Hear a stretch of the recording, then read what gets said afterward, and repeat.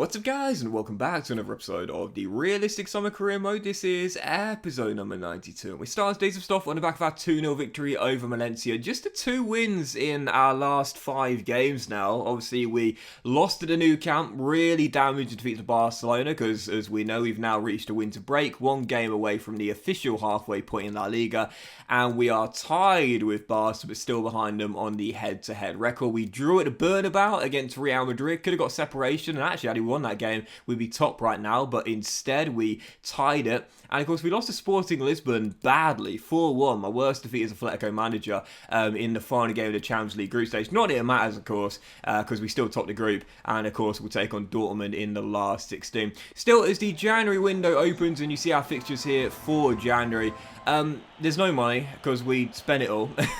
We spent all our money rebuilding this Atletico Madrid side in the summer transfer window, so yeah, no money.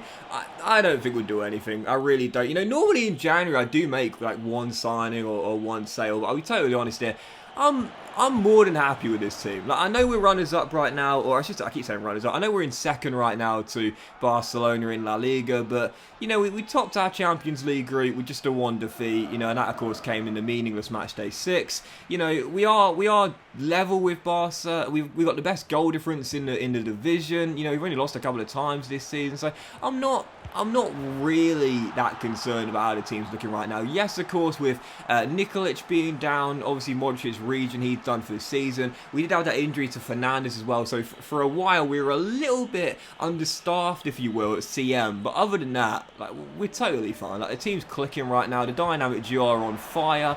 You know, like they're 1 and 2 for goals and assists. All Black has 10 clean sheets this season, more than anyone else, double more than anyone else right now. I don't think I'd do anything. I'm fine with the squad as it is. Maybe if a good deal comes in for one of my reserve players, I might consider selling, getting the cash, selling them over market valuation and bringing in a replacement, but really, we're fine right now. So yeah, for the first game of today's episode, taking on Levante at the Metropolitano, we did fall behind early on in this game, trailing by 1, but got back on level terms soon afterwards. Kefren Turam, man, oh man, he scored that big equaliser at the Bernabeu in the final few minutes. He's been massive for me this season. He makes it 1-1, and then soon afterwards, Enzo Fernandez gets his first goal since returning from that dislocated shoulder, makes it 2-1. Great hold up from Sevelos there as we turn the game on its head and lead by a goal. And deservedly so as well. Levante did put me under some pressure. They were leading by a goal. They had some good chances, but for the most part,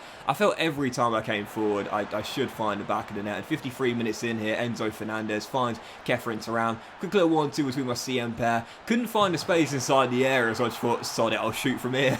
18 yards out, Fernandez bends it in off the post for his 2nd of the game. Back from the dislocated shoulder.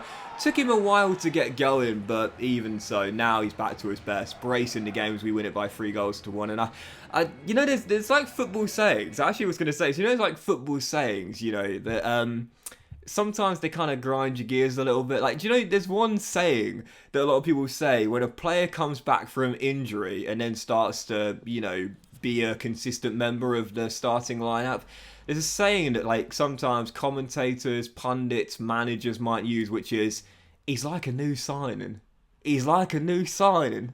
No, he's not. He's been there for years. Like, that's not a new signing. It was one of those things, but that's what Fernandez does feel like right now. A bit of a new signing, back in the team, starting to assert himself once again. But yeah, it's one of those football sayings. He's like a new signing when a player comes back from injury. I don't know why that saying always winds me up, but it's like, it's not accurate in any way whatsoever, you know, but even so, Fernandez does bag the brace there. Nice to see it in a 3-1 win against Levante. So, big victory. Following that, we turned down a bit for Matheus Cunha. He's not actually scored a goal this season, Matheus Cunha. He's not scored for me. I mean, he's not played that much, to be fair, because, you know, on the bench, Sanchez, I prefer putting Sanchez on the pitch. And to be fair, I actually prefer Simeone to Cunha as well. So at the moment, Cunha's like my 5th choice forward, so it's hard to get him a goal and he's barely playing. But even so, yeah, 2nd game of today's episode, Valencia at the Metropolitano. Heading into the game, we obviously beat them at Mestalla just a couple of games ago in the 2-0 victory in the final game before the winter break. So fancying our chances of another win here against Valencia, beating them back-to-back and getting a big 3 points to hopefully leapfrog Barcelona. Well, heading into the game, I have to be honest here, I don't really know what happened. You know those sort of games where, like, form book goes out the window. You know, it doesn't seem to matter who's the better team, if you will, who's playing at home, whatever.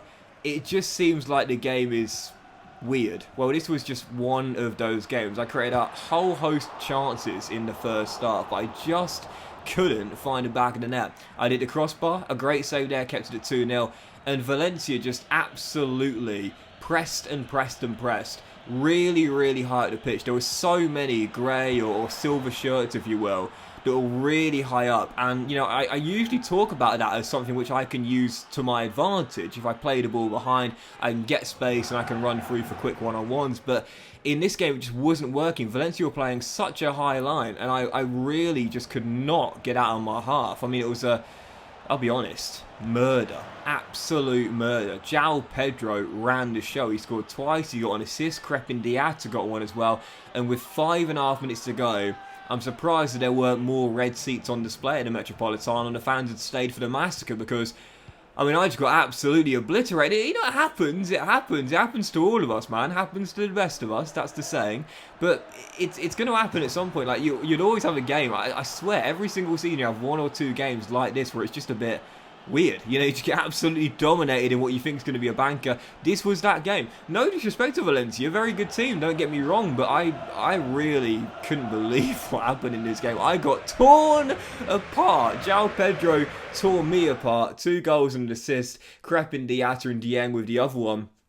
And you see the stats there. As I always say, I present the highlights package very fairly. It's not one bit biased whatsoever. If I've been dominated, I won't try and dress it up any other way. And the stats right there show the highlights package was fair as well. Yes, I had a couple of chances, but on the other end, man, oh man, Valencia just tore me open completely like I was a paper bag. It was absolutely embarrassing, seriously. My defense was terrible. It has been for most of FIFA, to be fair, though I have got a little bit better in the past couple of months. But yeah, I got torn apart in that game there. Really, really bad. Just one of those ones where I'm playing and I'm thinking, oh god, I can't dress this up any other way. People are going to see how badly I played in this game, and it really was bad. That I couldn't deal with it. I really couldn't. Like, every single time they put me under immense pressure, I just kept on folding. It was really, really bad.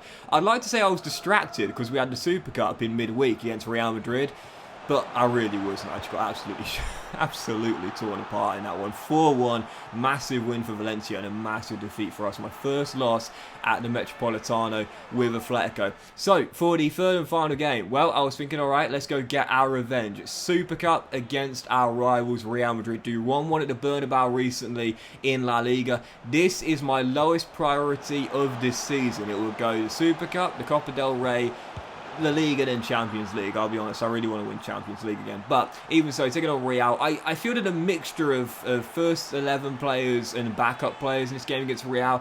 I was going to be fussed if we lost it, but it is still technically a major honour, so of course it will be nice to get something in the counter with Atletico, knowing it is going to be hard to win anything this season with a team in transition. But we were leading by 2 heading into the break before Real had a great chance to get back in the game, which they'd do as well.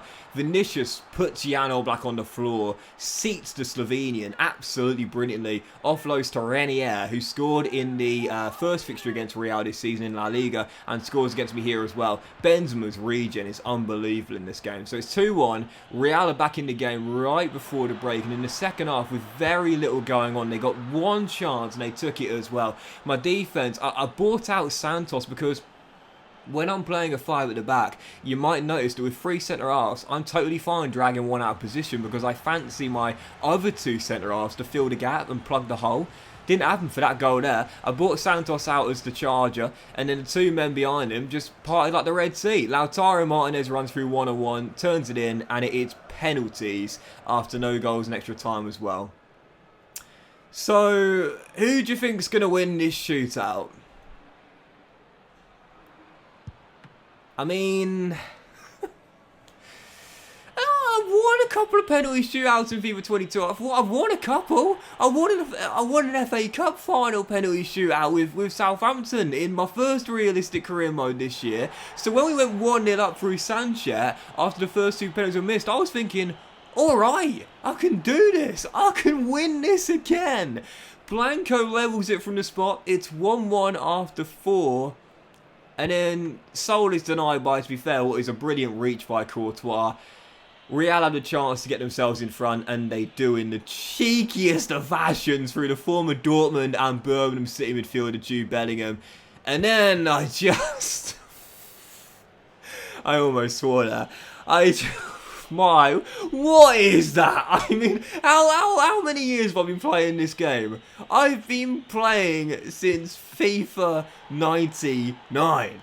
Some of you weren't even born when I was playing FIFA. What was that? Oh my god.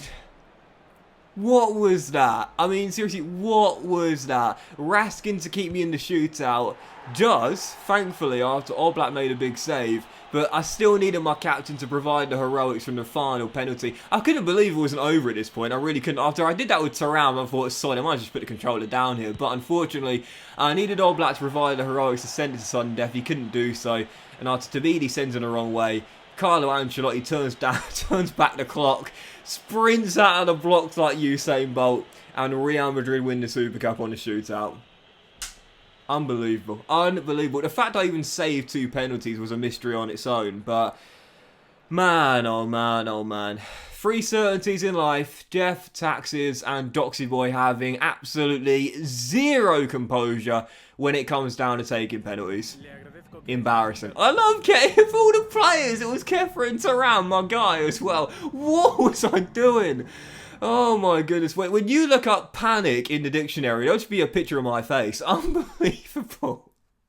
Still, Super Cup, Real make it through. They'll take on Barca in the final. But you know what? I don't care. I don't care, because despite the loss to Valencia, we've gone top. 2 points clear of Barca, 3 clear of Real Madrid, 18 games to go. And we'll have Real Madrid in the following game, this time in La Liga. Far more important game to me, man. Let them have the Super Cup. I'm going for La Liga. But that will end today's episode of the Realistic Summer Career Mode, guys. Big thank you for watching. Hope you have enjoyed it. If you have, then please drop a like. Much love to you all. Have a fantastic day. Please go somewhere else for your penalty tips, and I'll see you for the next episode very soon.